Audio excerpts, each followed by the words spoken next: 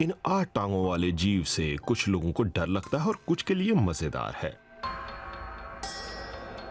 Installation और performance artist Thomas सारासिनो असली मकड़ी के फैन हैं। वो मकड़ी और मकड़ी के जालों के बड़े शौकीन हैं।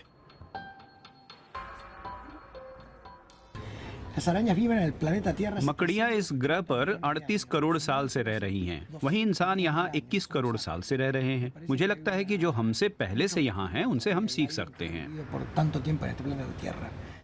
स्पेन के बार्सिलोना में तोरे ग्लोरियस, जिसे जॉन नाउविल ने डिजाइन किया, टॉमस हमें दिखाना चाहते हैं कि इसके गुंबद में मधुमक्खी के छत्ते जैसी बड़ी संरचना कैसे दर्शकों को अंदर आने और सहज महसूस कराने में मदद करती है। वो अपनी इस संरचना को क्लाउड सिटीज कहते हैं। ये मई के आखिर में खुली थी और मकड़जाल की तरह दिखती है।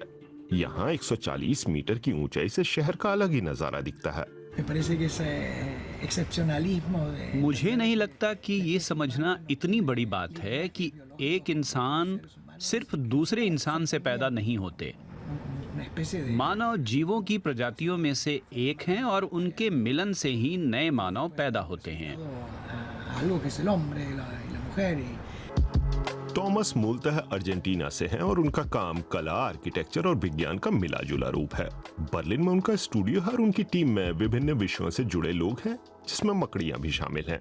क्लाउड सिटीज पर उन्होंने 4 साल तक काम किया। शुरुआती वेब मॉडल बनाने के लिए उन्होंने वर्चुअल रियलिटी इस्तेमाल की। अब कोई भी उनकी इस संरचना को करीब से महसूस कर सकता है। टॉमस दिखाना चाहते हैं कि मकड़ी के जाल स्थिर होने के बावजूद कितने नाजुक हैं, और इसी नजर से वो पृथ्वी को भी देखते हैं। ये आज की तेज रफ्तार जिंदगी पर सवाल खड़े करती है। आजकल जब हम एक महाद्वीप से दूसरे महाद्वीप तक सफर करते हैं, हम कम ही ध्यान देते हैं कि इसका कई तरह के जीवों पर क्या असर पड़ रहा है। ये लगभग वैसा ही है जैसे कि धरती को देखने से हम अपने नजरिए पर फिर से सोचने के लिए मजबूर होते हैं। हमें खुद से पूछना चाहिए, ग्लोबल वार्मिंग का क्या प्रभाव है? 2015 में उन्होंने अमेरिका के न्यू मैक्सिको में एक स्कल्पचर एरो सोलारे पेश किया। ये पुराने प्लास्टिक बैगों से सिलकर बना था और हवा और सूर्य के सहारे चलता था। ये शून्य कार्बन उत्सर्जन वाले हवाई सफर को लेकर उनका नजरिया था।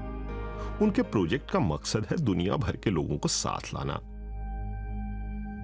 2020 में उन्होंने अर्जेंटीना के जिजुए प्रांत में प्राकृतिक संसाधनों के दोहन के खिलाफ जारी मूल निवासियों की मुहिम में मदद की।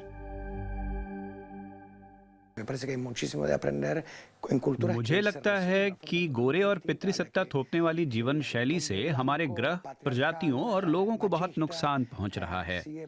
इनसे अलग व्यवहार करने वाली संस्कृतियों से हम बहुत कुछ सीख सकते हैं। टॉमस मानते हैं कि सब कुछ एक दूसरे से जुड़ा है। न्यूयॉर्क से बर्लिन तक, लंदन से ब्यूनस आयर्स तक उनकी कला की खूब मांग है। जैसे कि उनकी रचना द शेड, जिसे 2022 की शुरुआत में न्यूयॉर्क में पेश किया गया। वे रोजमर्रा की जिंदगी में नित नया नजरिया पाने के लिए लोगों से मिलते रहते हैं।